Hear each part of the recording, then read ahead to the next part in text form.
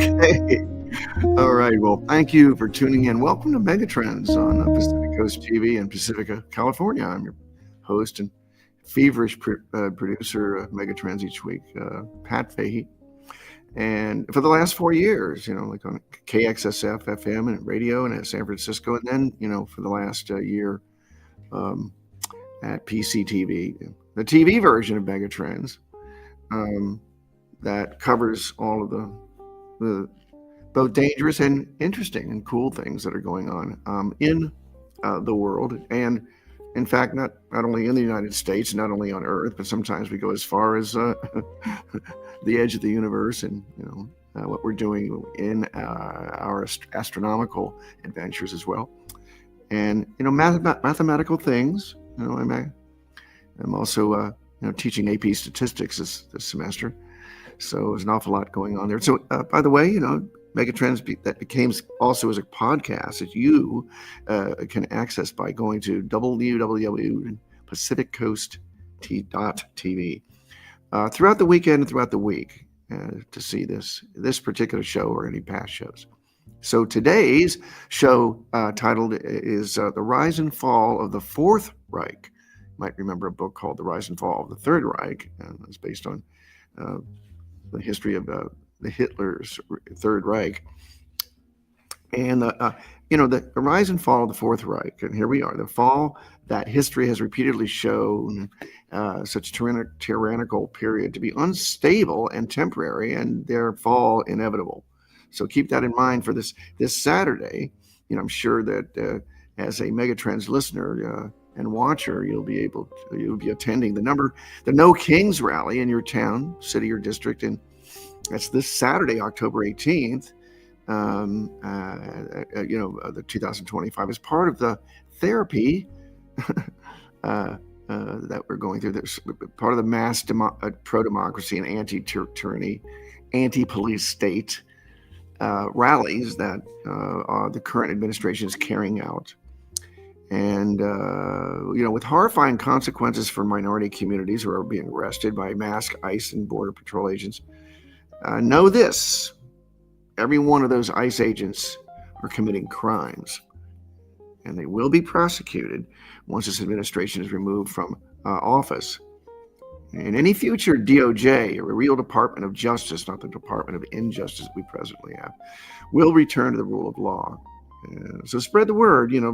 Trump's poll numbers are sinking like a rock, and he just hates it when masses of people call him out for the rapist in chief and criminal incompetent that he is, along with his entire cabinet and the Project 2025 architects. So today's Megatrends, as I said, is entitled The Rise and Fall of the Fourth Reich, and we, the people, have to fight very hard to lead to this fall of the Fourth Reich, of our Führer in chief and his MAGA sycophants. History is already being written on this regime's fools and criminals, but the story began long before this last election. Megatrend is also uses as its literary source the New York Times bestseller Without Precedent, How Chief Justice Roberts and his accomplices rewrote the Constitution and dismantled our rights. So, long before the current tyrannical regime, John Roberts, ever the extremist politician in robes, posing as a moderate, but for the last 20 years has shown him undermining the Constitution, civil rights, voting rights, women's right to choose, executive immunity, and now this week, Section 2 of the Voting Rights Act. And that's in the news right now. So they'll be ruling about whether it is about whether minorities have a right to carve out an exception where and produce districts that support their voting efficacy. What's happening right now, of course, they're using so-called color blindness, as the canard, but that really is a metaphor for, white privilege. And so they're flipping the script and trying to claim that it's, that white discrimination is taking place when blacks get an extra district in Alabama. So this is what this case is about. But in 2005, John Roberts was sworn in, not merely to fill in the Sandra Day O'Connor vacancy, but senselessly nominated by the second worst U.S. president, fucking Bush, as Chief Justice. Always a reactionary politician in robes. He played the moderate, but Lisa Graves, who wrote the book, who knew him early on, exposed him for the stealth extremist he always was. And Roberts so grossly distorted the Constitution with the immunity edict and other deeply damaging rulings.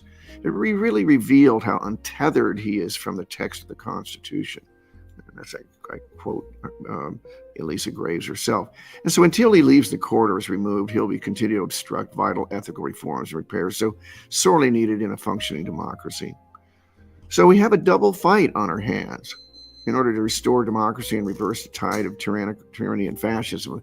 A silver lining is the utter incompetence of this regime of sycophants and incoherent fools whose policies are bankrupting, like farm states, for instance. Bankrupting farmers.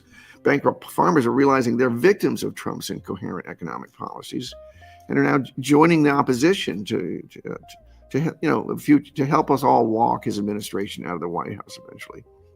By 2029, U.S. citizens will demand public Nuremberg-style public trials and charging and convicting ICE agents, their leaders, and the private prison CEOs with multiple felonies for their arrest and mistreatment of U.S. citizens. The public trials shall include Trump and his entire cabinet, leading to federal prison once the DOJ is restored to its constitutional mandate that returns to the rule of law and a Congress whose GOP sycophants are removed from power, along with all the AIPAC and other corporate Democrats. The two of the three branches of government have been restored to operate as a constitutional democracy. That's what we're at.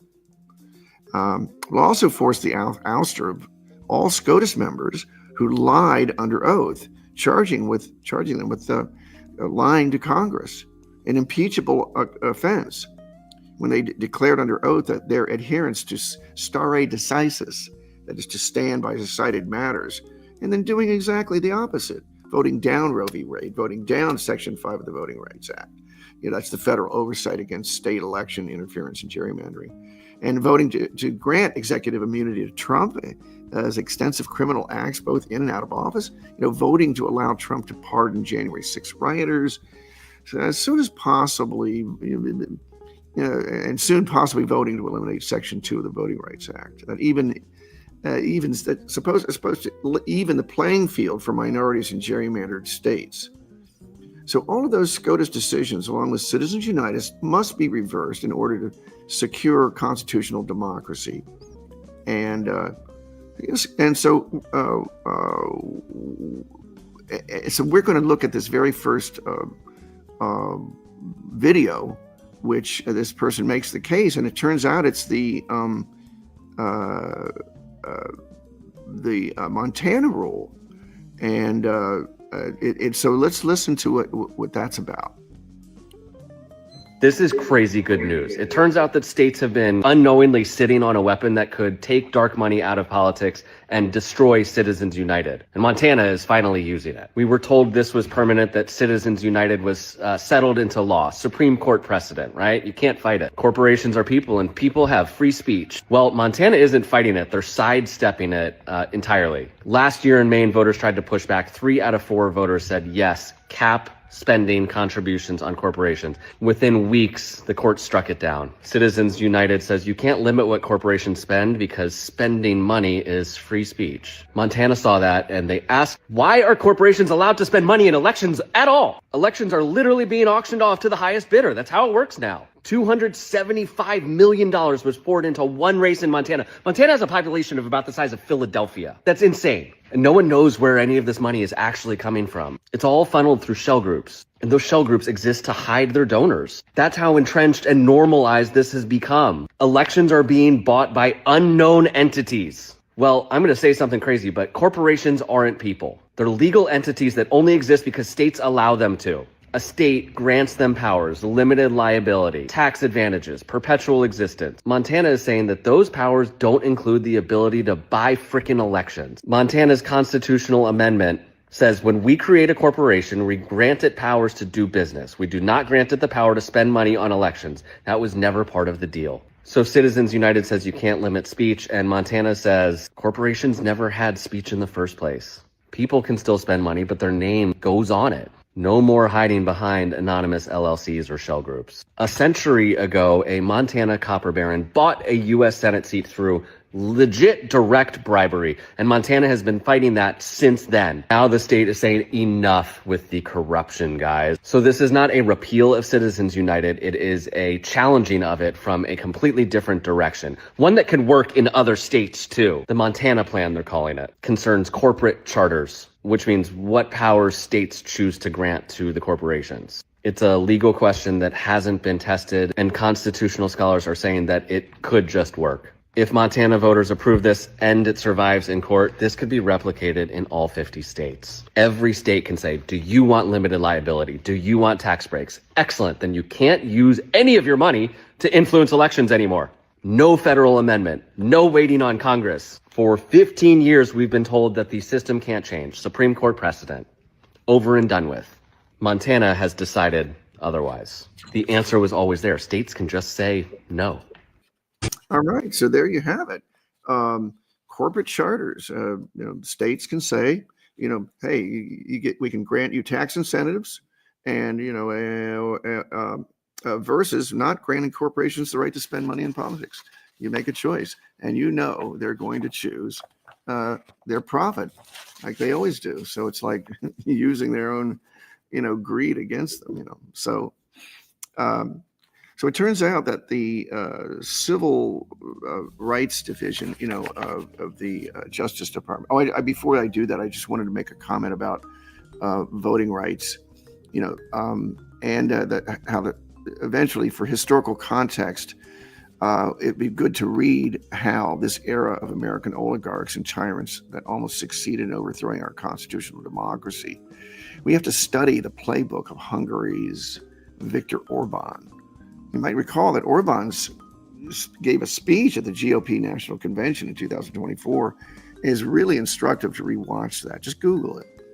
And his speeches, as he toured MAGA political circles for the last 4 years, serve as a model, for Project 2025, and whose architects in Trump's regime must be almost, they must be held accountable. So this was set an example and a warning for future tyrants and oligarchs. And also Elon Musk and his Doge goons, they must be arrested and face decades in prison for their actions that violated the Fourth Amendment rights of over 300 million U.S. citizens. All of your data is out there now. That's why the ICE agents are using that to go and target people, because they know who their names, they know their residence, they know their telephone numbers, they know all these things that are normally private. So anyway, I wanted to go to the next one, and this is such a good one. It's about the Civil Rights Division of the Department of Justice, the crown jewel of the U.S. It's founded in 1957. This is going to be something that I think it's from. Let's watch this, and you'll see. They're being tested and litigated, and they're being contested politically. The question before this Congress is whether we're going to save the Civil Rights Division or we're going to destroy it. And I want to step back just a moment. The Civil Rights Division is a crown jewel in the Department of Justice of the United States of America. It was founded in 1957. It was founded by a Republican president, Dwight D. Eisenhower. It was when we were beginning to come out of the dark days of legalized discrimination, the Jim Crow laws in the South, lynchings, denial of voting rights, discrimination in housing. The Congress began slowly to address this with laws. The Civil Rights Division in the Department of Justice in a very turbulent time had the responsibility to enforce the laws of the Congress that were passed by Congress, not the prerogatives of the president. So that is the call from the inside, and we have the very next thing we're going to talk about is a little video with Senator Jeff Merkel, the Democrat from Oregon, and listen to what he has to say. Pay very close attention to this. The Oregonian, the major newspaper in our state, did a report in which they said their staff witnessed the federal agents attacking peaceful protesters. I thought that was a very unusual article. It wasn't the newspaper reporter saying people present at the protest alleged that the federal agents attacked peaceful protesters. No, it said our staff witnessed this. And then there's Oregon Public Broadcasting. Oregon Public Broadcasting was down there with videographers, and what they witnessed was this. The federal agents asked the protesters to move back several blocks, and they did, and there was no conflict between the protesters and the federal agents. Behind this line of federal agents were videographers. Why were the videographers right behind the line of federal agents? Well, very interesting thing happened. After the protesters moved back not just 1 block or 2 blocks, but 3 blocks, and the federal agents have a line across the street with the videographers right behind it, upon command, the federal agents threw down tear gas. They threw down these bang snap devices that sound like gunfire going off, flashbangs they're called, light and sound, sounds like gunfire, and pepper balls. And of course, you suddenly have a cloud of smoke. You're hearing gunfire, what sounds like gunfire, and people are retreating from the tear gas. And they were taking videos of that, trying to say they were disrupting a riot. They were dispelling a riot. This is like Wag the Dog, where a totally artificial war is reported.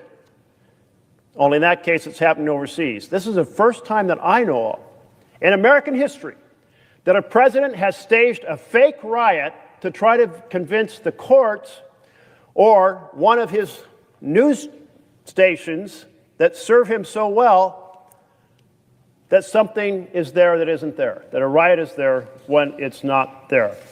Any true-blooded patriot of the United States of America should be terrified that we have a government faking a riot to try to be able to justify sending troops into our cities. So how about that? Staging a fake riot. And so we're going to see some footage of Trump right in front of the White House journalist bellowing that, look at, all you have to do is look at the TV. And you can see how these riots are going crazy in Portland when nothing like that is going on at all. But of course, who is that for? That's for Fox News. That's who that's for. So I think we have some footage of that coming up, and we'll look at that. I think again. Oh, that's right. It's the very next one.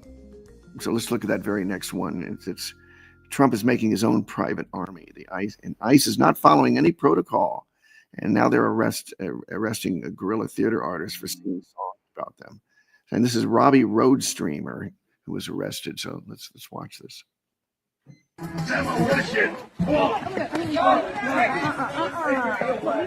what are you doing? Talking? So that's prominent Instagram and TikTok personality Robbie Roadsteamer. He dresses in various animal costumes and goes and sings his own versions of well-known songs.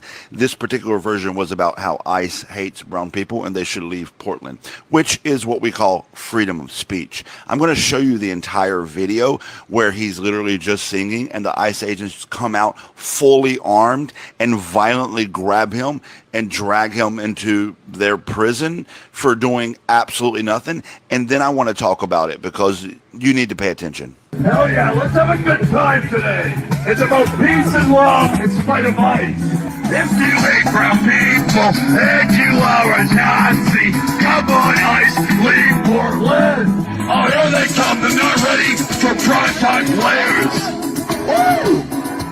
Demolition. Leave him alone. What are you doing? He's talking? What? He's just talking. So I made a video on my YouTube just a couple months ago, not long after the big ugly bill was passed, in which I said that Trump was building his own private army. He's making ICE his own private army. And that has continually proven to be true. I was right, because if you pay attention to what ICE is doing over the entire country, they're not following any standard protocol we have in place for law enforcement. They don't identify themselves. They wear masks. They shoot people indiscriminately. They grab people. They arrest people. They randomly hold you for hours, then let you go. They take you to undisclosed locations. And like we just seen here, they detain people for no other reason than maybe singing a song they didn't like. There's zero accountability, zero oversight. And this is entirely for the point of intimidation. The fear in the intimidation is the purpose. The chaos is the purpose. This is Trump's private army. You see, Trump wants to use our military very badly to make sure we don't have free and fair 2026 elections, but there's a lot of legal obstacles standing in his way. And once him and the Heritage Foundation and Stephen Miller and Russell Vought realized, hey, why use the existing military when we can just fund our own private military? Because of the big ugly bill, ICE is the third largest military in the world, and they now wear military clothing, but they have police on the front of their military clothing. So they're both wannabe cops and wannabe military, but have never been trained for either one of them, and just violating your rights. And it's going to get worse. I'm waiting to hear an update on Robbie. I hope the ACLU or someone gets involved. Okay. This was a very, very clear, unprovoked violation of his First Amendment rights, and we will be following the case. All eyes on Robbie. So there you have it. Trump is actually faking, not only is faking these attacks, false flag ops, by the president of the United States. Every one of these is going to be documented because every one of these is a crime. Now, John Roberts has said that these crimes, while he is president, cannot be prosecuted. So we'll see how that shakes down. But these are criminal acts, and so we're going to go back to the John Roberts thing. And so right now, and we're going to sort of focus on Without Precedent, this book, and how Trump is able to do this and get away with it. And it actually presently we're looking at this week there is a court decision going on where SCOTUS is deciding on Section 2 of the Voting Rights Act. And there was an article called by CNN journalist John Fritz and Devin Cole, written actually just yesterday. It's called "The Takeaways from the Supreme Court Argument on the Voting Rights Act and Race-Based Redistricting." And colorblindness and so-called white discrimination in the South. That's the kind of the context matters. A history of racism continued today in a racist state. The conservatives have always posed black exceptions versus white privilege as a zero-sum game. There's winners and losers. It's just winners or losers, rather than both sides recognizing that in a democracy, people get to have an equal right to vote. But that's not what is being decided here. So a fact, racial discrimination hurts white people too. Rich whites and play the same zero-sum game against working class and poor whites that they use against blacks. It's all divide and conquer. And Roberts has always used constitutional colorblindness to promote white privilege. That's right here in the book. You can read the whole. There's a great book, by the way, Without Precedent, one of the great reads. And he knows that giving minorities the right to vote has consequences as southern states become minority majority states. Isn't that a crazy word? Minority majority states. I always was a little confused by that. But that means that the minority population will become the majority voting majority. And that's going to be all over the country on average as we approach the year 2033. And that's the year that white voters will become the minority in the United States. And that's what they've been preparing for and fearing. That's why we have Project 2025. It's why we have Trump. It's why we have this backlash. And conservative fear they will never win another election anywhere. And conservatives will, in the long run, they can't win a fair fight. So they have to do things like undermine the Voting Rights Act, and they have to do gerrymandering, and they have to do intimidation, and they have to. And they have to have Fox. Without Fox, they'd be done. Because disinformation works. Because people are just not smart enough. They need a bullshit filter. They need a BS filter to say, look, let's check on this. But people don't do it. So we would get a social democracy that spells the end of corporate oligarchy run by, and this one is run by billionaires and the wealthy, and the wealthy would have to pay their fair share of taxes. You heard Bernie Sanders talk about that forever. It wouldn't be great if we had such a thing. If we had real control of our tax money, the military budget would be cut in half to support massive infrastructure, post-capitalist social democracy based on greater good policies.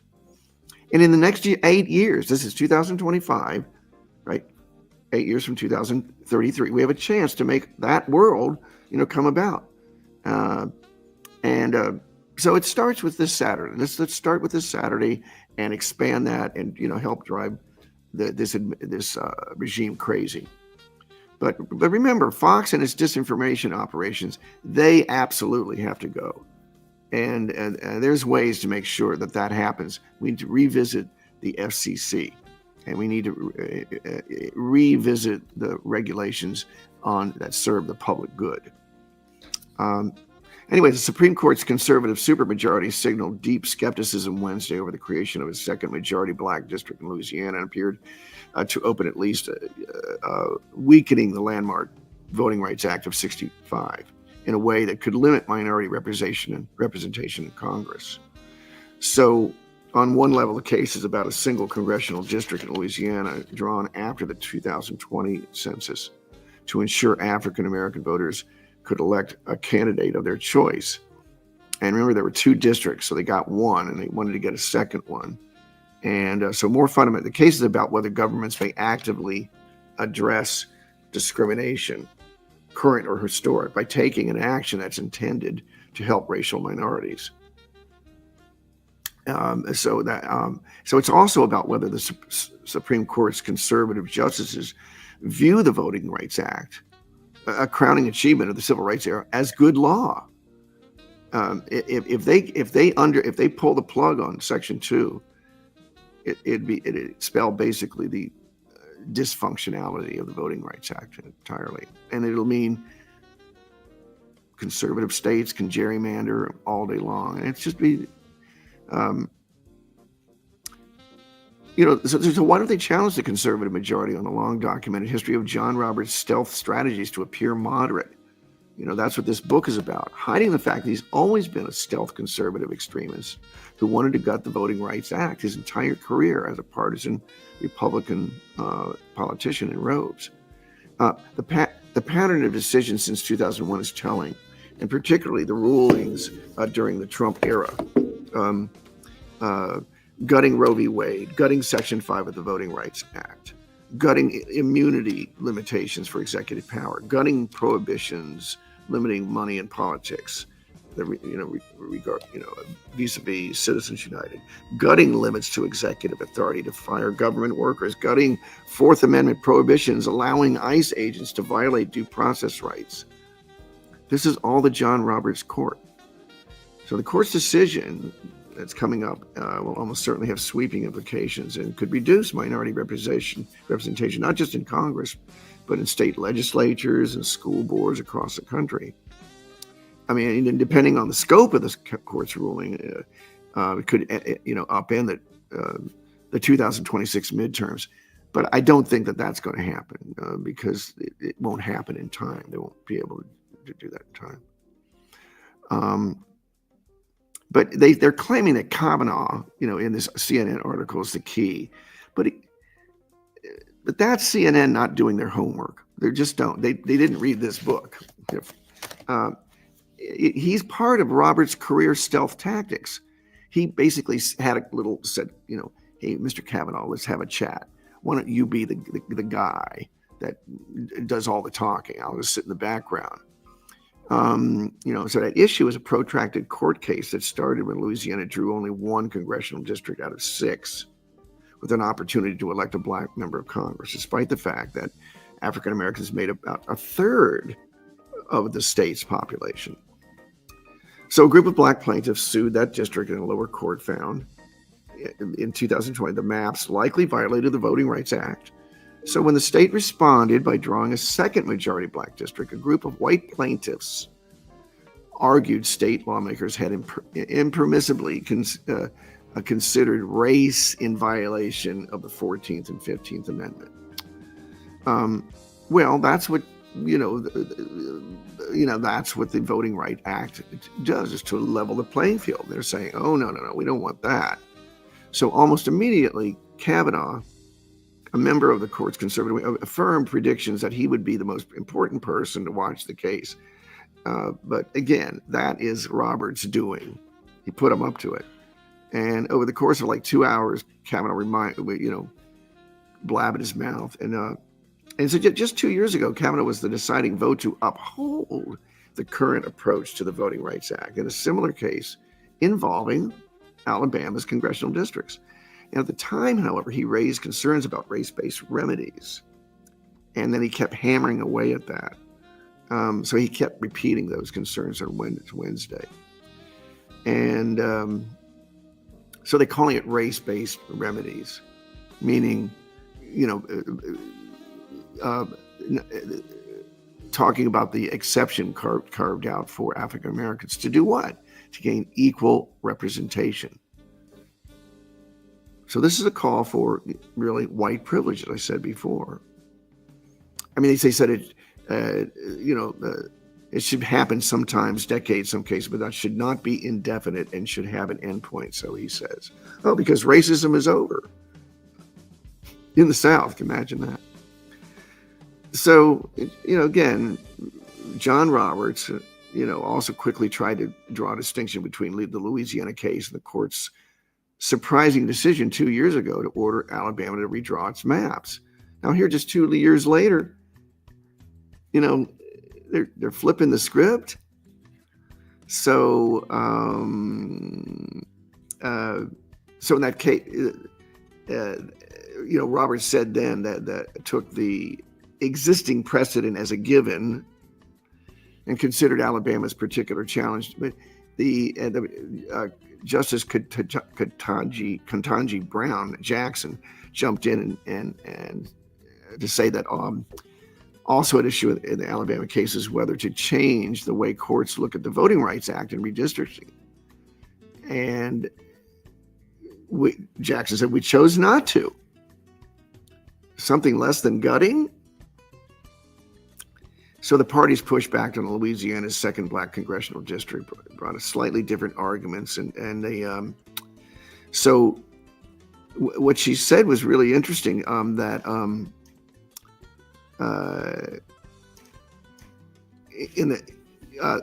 there appeared to be an interest, including Kavanaugh and Amy Coney Barrett, in taking a more nuanced approach. They said.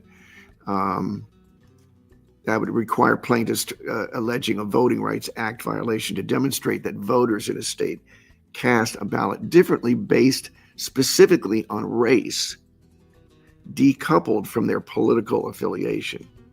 I'd love to see a statistical analysis of that. You know? So under that approach, if black voters in a district heavily favor Democrats and white voters heavily favored Republicans, a decision not to create a black majority district would be based on partisan rather than political, race-based motivations. Partisan, right? So I would have thought that so she said, I would have thought that solves a lot of the concerns that you identified. This is what she said to Kavanaugh, or what Kavanaugh told the Benjamin Aguinaldo, Louisiana's Solicitor General.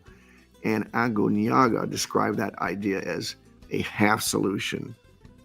But while perhaps less aggressive than gutting the law entirely, the DOJ's proposal would likely make it much harder to prove violations of law, the critics say.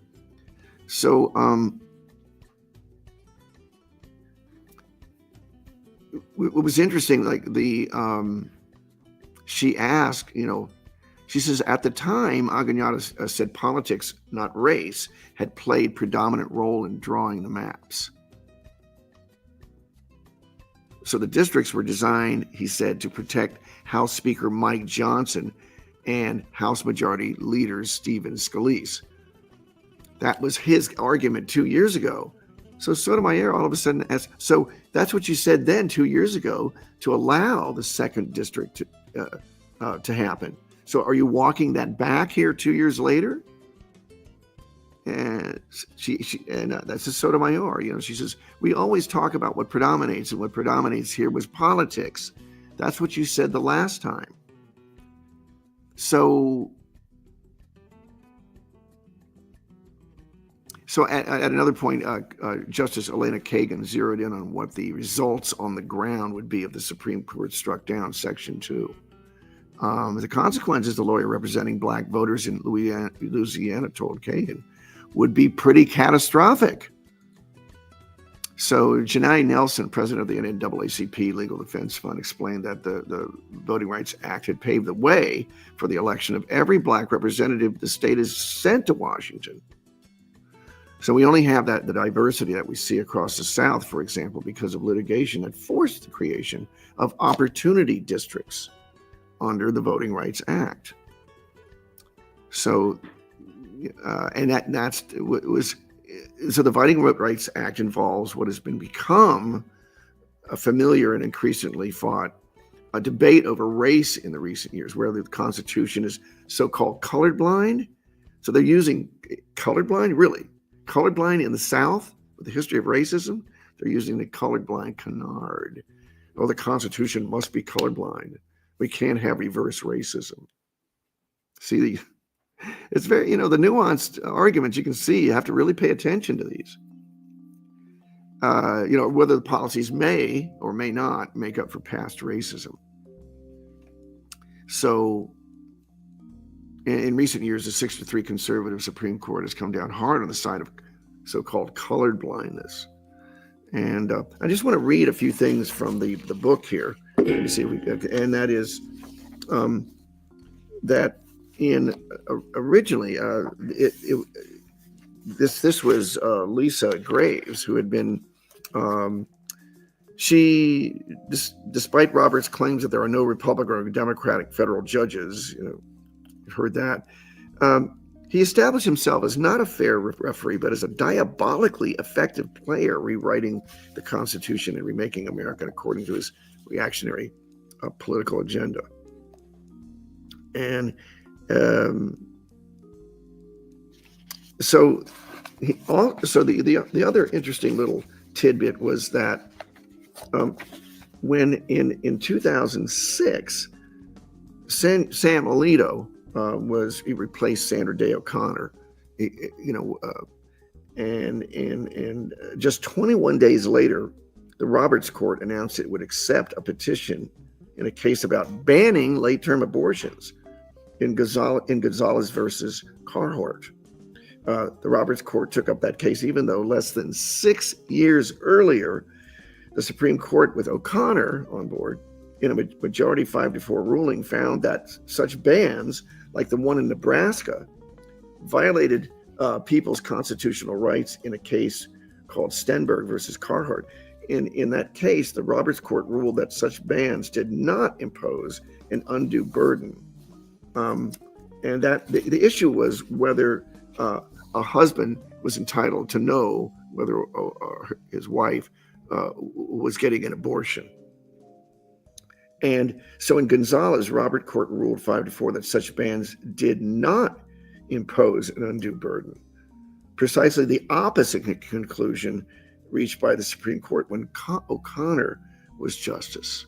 So you can see, with just one replacement, Alito versus O'Connor, who was a conservative, who was appointed by Ronald Reagan, how extreme Alito is and has always been.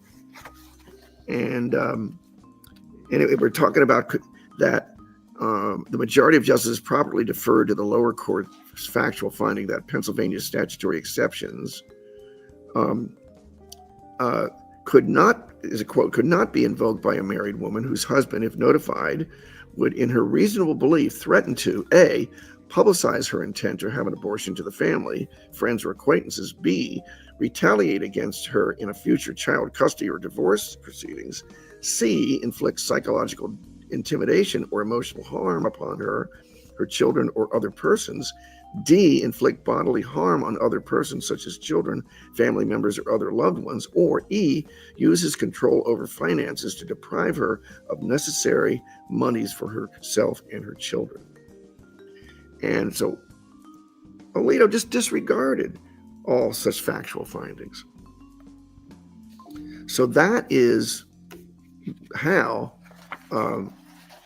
those are the consequences of having, this Chief Justice Roberts. So we're going to move to the next one. This one actually going to flip the script to what Stingray is. I think I think because of time allotment, I think we're running out of time. Why don't we go to the one about ICE and private prisons as a feeder and recipient for all profit? That's the one that's 3 minutes long. That's the one below Stingray.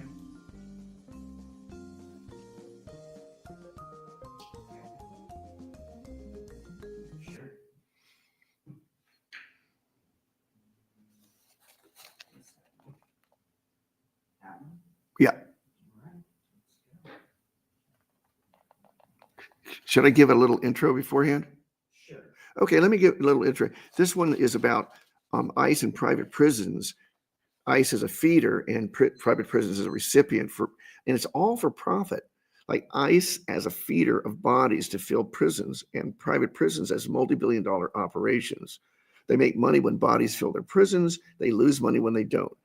Core Civic and Geo Group have 80% of all private prison ops. And the biggest winner, your tax dollars, right? And so they don't profit from solutions, they profit from crisis. So, in 2021, Biden promised to end private prisons. But today, 80% of all ICE detainees are still in for-profit facilities. So, and so let's lead, and so, every migrant detainee generates $134 a day, not for their care, but for their profit. So here's the business model. ICE sets a quota: 34,000 beds have to be filled daily, not based on crime, not based on need, based on contracts. So let's watch this. Every migrant detained generates $134 per day, not for their care, for corporate profit. Two companies control 80% of private detention, Core Civic and Geo Group. Combined revenue last year, $4.8 billion. Their biggest customer, your tax dollars.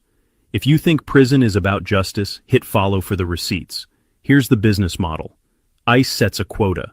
34,000 beds must be filled daily. Not based on crime, not based on need, based on contracts. Empty beds mean lost money, so ICE finds bodies to fill them. Geo Group's CEO makes $5.6 million annually. During COVID, while detained people died without medical care, Geo spent $2.5 million lobbying Congress for more contracts. It worked. They got $1.9 billion in new deals. But here's the deeper hustle. These companies don't just run facilities. They provide ankle monitors at $5 to $25 per day, transportation services, even the phone calls, $1 per minute to call your lawyer. Every aspect monetized. The counties get paid too.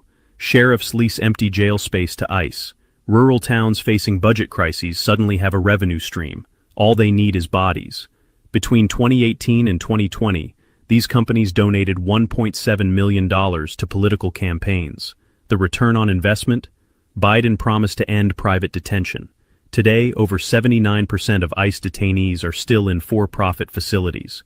When politicians talk immigration reform, watch their donors. Core Civic and Geo Group shareholders don't profit from solutions.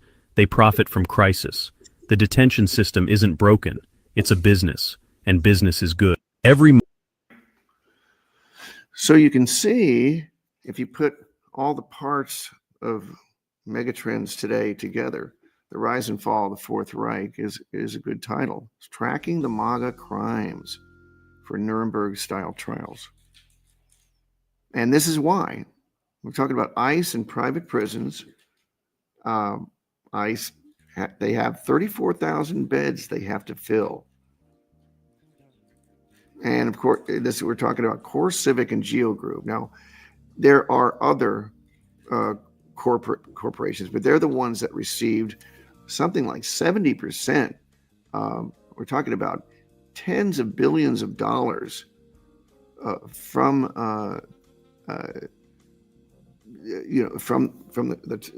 Trump to operate as private prisons, private prison networks all over the country, and it's all for big profits, and we can see how before we got to this era, this regime, since 2010 and the years leading up to 2010, the second worst president, Bush, put Roberts and Alito on the court, and they set the tone for the most extreme dismantling of our rights in the Constitution. And it all started in 2010. You might recall when President Obama scolded the SCOTUS members, at the State of the Union address, and they were so insulted. And he said, "This is going to have consequences in elections forever." And they said, "Oh no!" And they tried to deny it right there. It's such beautiful footage. So I wanted to now turn the page. As we kind of put all this together, what are the incentives and motivations that we have to dismantle? We have to tell ICE, when you're out there and you see ICE and agents, tell them that you will not be protected after this regime is out of power. You will be prosecuted and you will go to jail, and your ability to find work will be completely. You're going to ruin your lives, as you were ruining these people's lives right now. There will be a time. So I wanted to turn the page. I found this one. You may have seen Ahmed Eldin. He's a podcaster who was covering among other things, the war in Gaza, and he was with Abby Martin. And I want you to hear this. This is 3 minutes of Abby Martin. She's Spice is like an intense mirror on Western media in Gaza. She really socks it to him. History will be written on the world's media's utter complicity in the lies of Israeli propaganda and the pressure they put on the BBC and the New York Times and other outlets that acted like stenographers rather than journalists. And it was Palestinian journalists who were hunted down and murdered by the hundreds, but who continued to put their lives on the line to tell the hard story. So, okay, there we go. And we're going to play this next little passage. This is of Ahmed Eldon and Abby Martin. I remember thinking, looking around and just thinking, what is wrong with you? What is wrong with my colleagues in the Western press? Again, how? How could you be silent unless you don't consider Palestinians human? How could you be silent about the systematic slaughter of your colleagues? Because this isn't about Palestinians. This is about you. This is about your profession. This is about the credibility, the integrity. Do you not have integrity? I mean, so at this point, no one can claim ignorance. We all see the Holocaust being live streamed. It is on our screens daily in 4K. There's nothing comparable to this ever, either in sci-fi, dystopian horror movies or anything in a historical precedent. As Palestinian journalists are being hunted and slaughtered alongside their entire families, there is nothing comparable to that. There's no risk that you can take that compares to that. So when I say heroism that they can't comprehend, that's what they can't comprehend. They can't comprehend doing their job and actually risking their lives day in and day out like these Palestinians are to tell the world the truth, because the world gaslights them, because the world says Hamas Ministry of Health. They have to show their dead children to the cameras to say, this is the truth, because you're telling me that it's not. You're denying my reality. I see the collective uprising. I see the mobilizations. I see people linking these issues together, the interconnectedness, the crux of humanity's collective liberation. I truly feel like Palestine is, and I see that and I feel that, and that gives me hope and strength and motivates me. But the lack of outrage from the professional, the journalistic professionals, the media pundits, especially after the crocodile tears about Ukraine, I think that's what's so horrifying. We're talking about the survivability of our planet. A habitable planet is not possible with a military empire, a global, violent empire that is subjugating and oppressing tens of millions of people under its boot. This is not about Palestine. This is about humanity.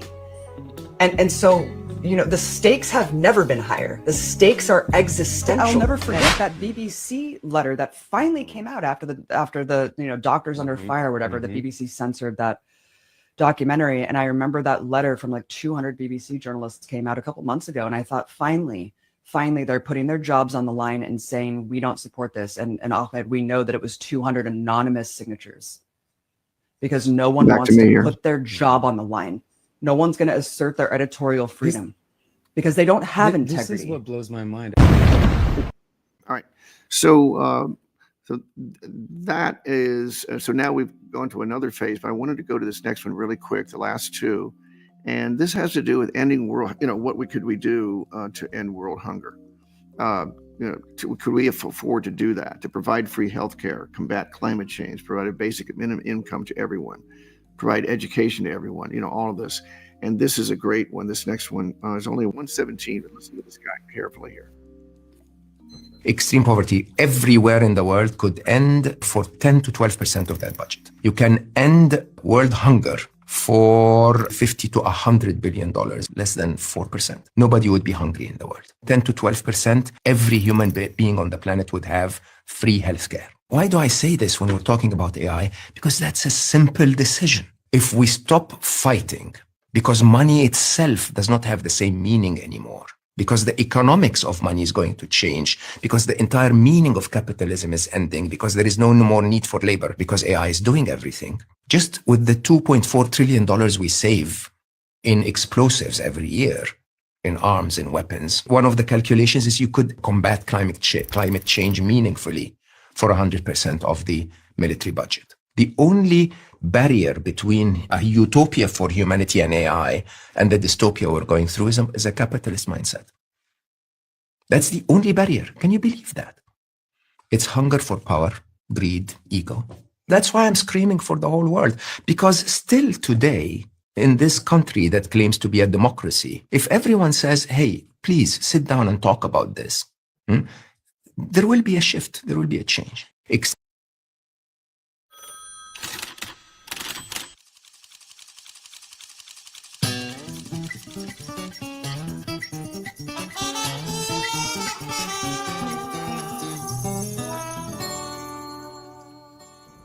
In Palestine held hostage news, Gaza's famine is poised to be relieved by a nothing burger promising withdrawal of Israeli troops, exchange of captives, and renewed attacks from Israel as soon as people look away.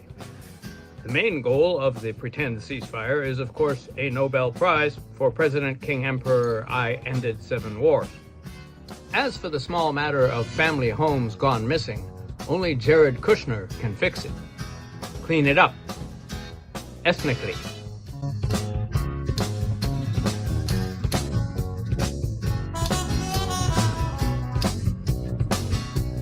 With the U.S. invasion of the U.S. hung up in the courts, dumb dominator Don is threatening to invoke an 1807 law saying courts don't count during an insurrection.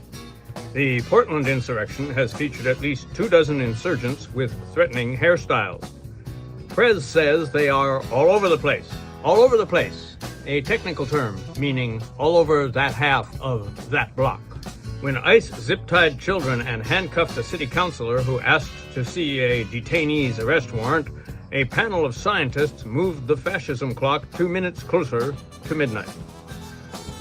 President Destroy America has canceled funding for infrastructure projects in New York and Chicago. Is he destroying America? Of course. The question is it punishment for their failure to knuckle under to the dictator, or is it a way to make them look bad when their cities decay? Yes. Pursuing his commitment to shelter for all, the president is supporting the right to tax shelters for needy corporations. The IRS has been told to back the fuck off of these sacrosanct practices, which was not really necessary, since the defunded agency lacks personnel with the expertise to audit corporatus giganticus. Still, the burdensome administrative state must be chopped up, or anyway down, to permit the American Hero Corps to earn the billions needed for jobs to trickle down to, well, AI.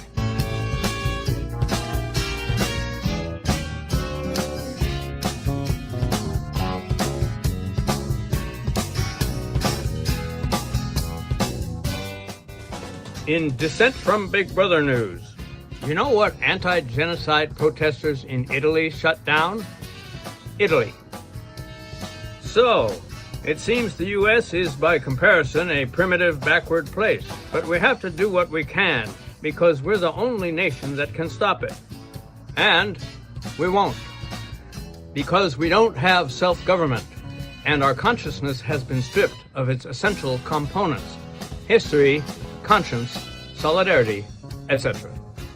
Example, the White Palace is urging universities to goose-step in line with the diktats of the Reich Chancellor for eliminating excess genders and races, and disciplining anyone who belittles conservatives. Conservative, a term meaning those who favor smaller government and bigger strongmen. A regime spokesbot was said to have said, "Nice campus you got here. Be a shame if something happened to your research funding." Fox News Secretary of Death Hegboy's condemnation of beardos appears to be directed at Sikh soldiers, as well as some Muslims and Jews. Additionally, the effort to turn back the clock to before woke and make sexual harassment great again is seen by some as the best way to make the military more lethal and disproportionately imperialist. However, that is only the opinion of whistleblowers, who, as of today, do not exist.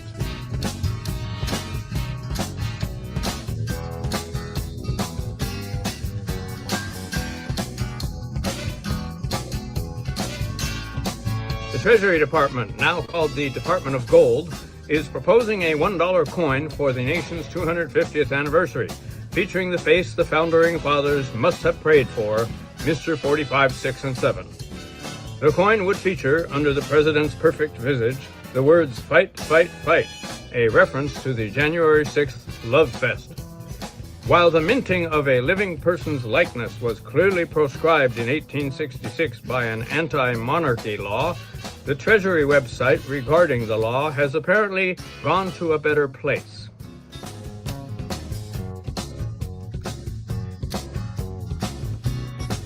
Oil execs are surprisingly unnerved by President Oil and Coal's attacks on God's breath, DBA wind. Why? You might have just asked. Because the unprecedented presidential attacks will set a precedent for future attacks by more traditional presidents on more traditional energy sources, aka oil. Well, that's kind of the price you pay for destroying the earth instead of saving it. In it.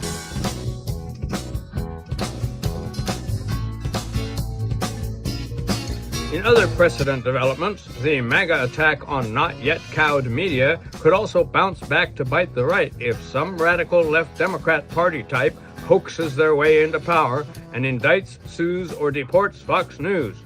Then, how will MAGA know what to think? Or how to avoid thinking, for that matter?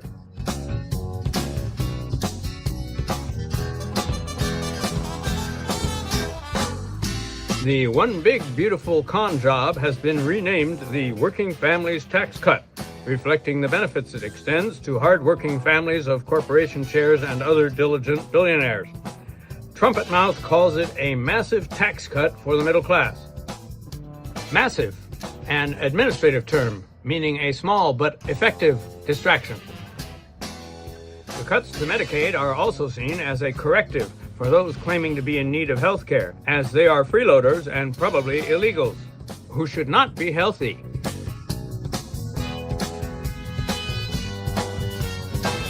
Nicaraguan political prisoner Mauricio Alonso, detained by the regime of Daniel Ortega and Rosario Murillo, has died in custody. The kind, revolutionary, just democratic government demanded that he be buried immediately. Things that make you go, Several other prisoners have died in captivity, including Ortega's brother Humberto, formerly head of the Sandinista army. Meanwhile, in China, Xi Jinping is purging tens of thousands of loyalists, presumably to disrupt their personal networks that compete with those of the leader. This has been a moment of reflection for the left. Brought to you by one who likes to think he thinks. Well, I have to say thank you for all the people that helped make this possible. Dave Lippman, I got to thank him for his phenomenal work on Shooting from the Lip. It's such a treat. Also Jason, thanking him for the work he does with me. And again, let's not forget the No Kings 2 demos this Saturday. And everywhere in your locations, October 18th, 2025. Get there early. And it also involves a business boycott, no business as usual. So let's work at every level: legal, civil disobedience, ICE, preventing ICE, keeping track of them, taking pictures, and logging every illegal act that they do. And let's also thank the state courts and the federal courts, not the Supreme Court, for preventing, the worst, preventing Trump from doing his worst. And so we'll see how that pans out. Thanks to you for watching. This is Pat Fahey signing off. We'll see you next week for another version of Megatrends.